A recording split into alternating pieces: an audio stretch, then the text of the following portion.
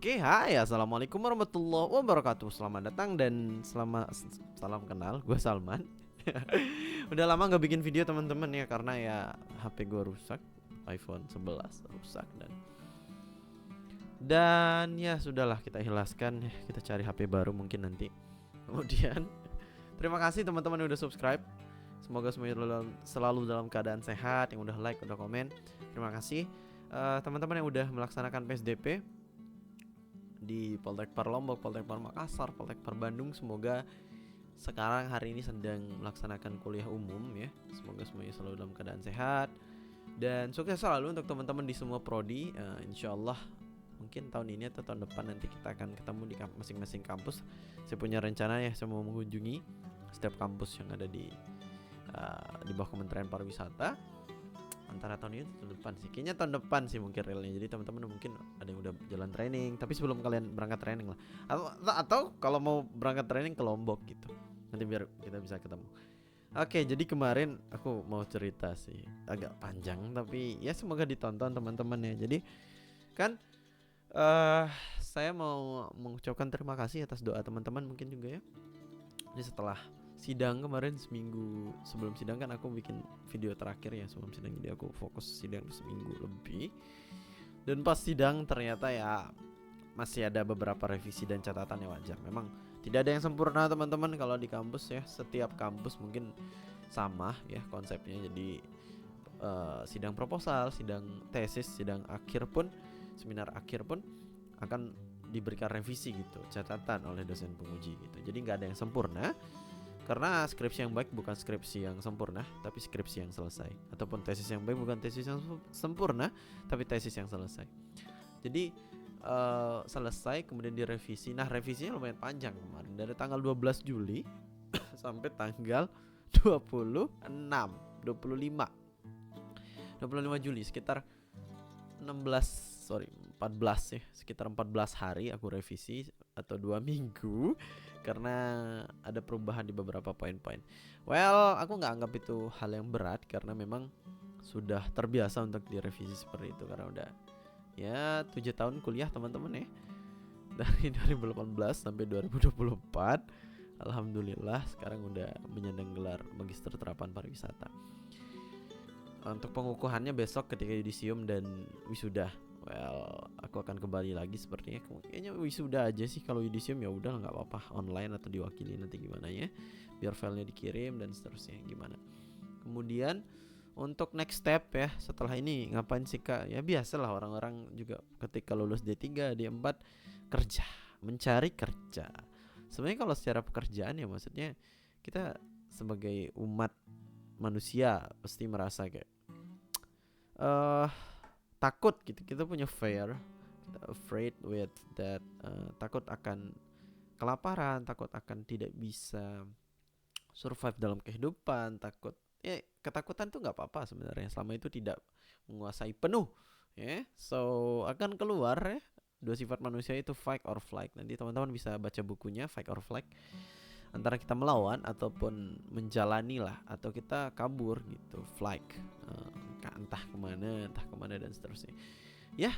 Opsi yang terbaik karena ini mencari kerja, kita nggak bertemu dengan hewan buas atau gimana, kita harus fight gitu. Kita harus mencari kerja tersebut ya. Ada beberapa lowongan kemarin sebelum wisuda pun ada tawaran di beberapa kampus, cuman memang sebelum wisuda, sebelum sidang ada beberapa tawaran di kampus-kampus di Jawa, dari Bandung, kemudian Solo, kemudian juga ada beberapa kampus inceran saya, cuman ijazah teman-teman ya.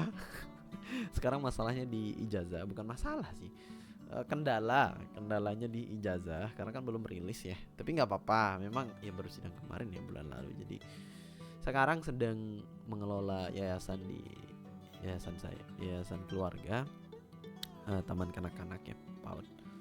So kesibukan seperti itu lah sekarang. Dan sekarang ini adalah video YouTube setelah sidang. Lumayan lama jaraknya ya. Aku bikin video kayaknya setelah itu, tapi video random aja kemarin itu, yang nonton cuma 20, ya Allah. So untuk teman-teman yang di saat ini sedang matrikulasi ya, sedang kuliah perdana, kuliah umum dan seterusnya, semoga dilancarkan sampai ketemu di kampus. Mungkin Berapa menit nih? Nggak tahu udah berapa menit. Udah baru 5 menit. Kita ngomong 10 menit ya. So, aku mau bahas tentang sedikit ya tentang pariwisata. Well, karena bidangku sendiri di tourism dan bahkan D3 aku divisi kamar, D4 ku ke pariwisataan as General Management, kemudian masuk ke S2 itu Sustainable Tourism basicnya, tapi overall ke arah manajemen juga sih sebenarnya.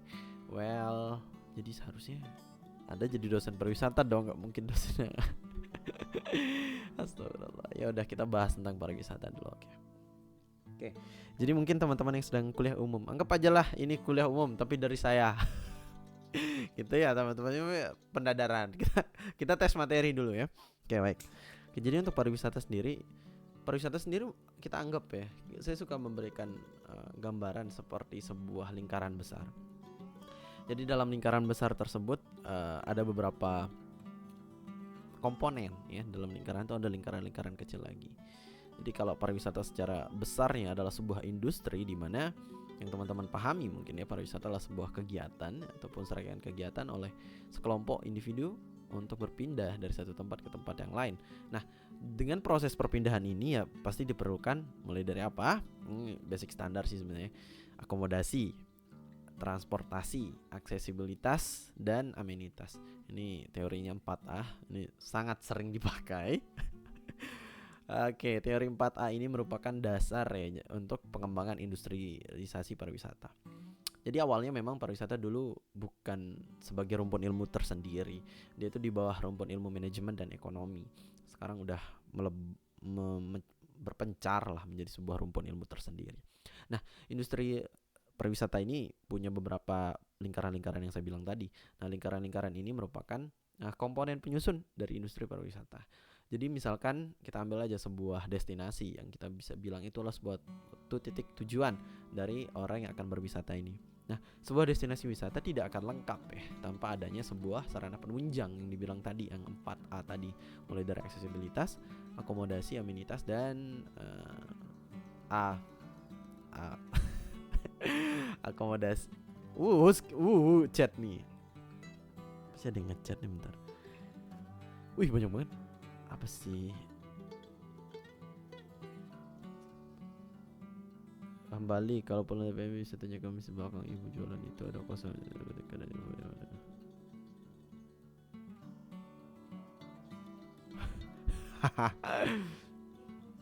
Waalaikumsalam.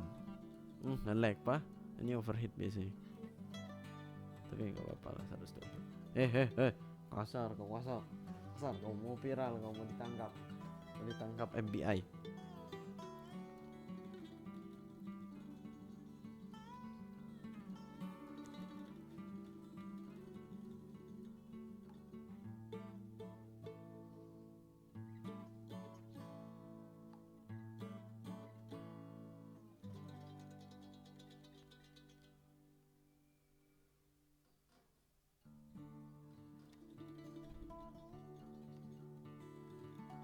Ya, oke, next. Ini ada aja distraksi duniawi. Ya, jadi sampai industrialisasi pariwisata kita perlu 4A. Sebuah destinasi itu perlu 4.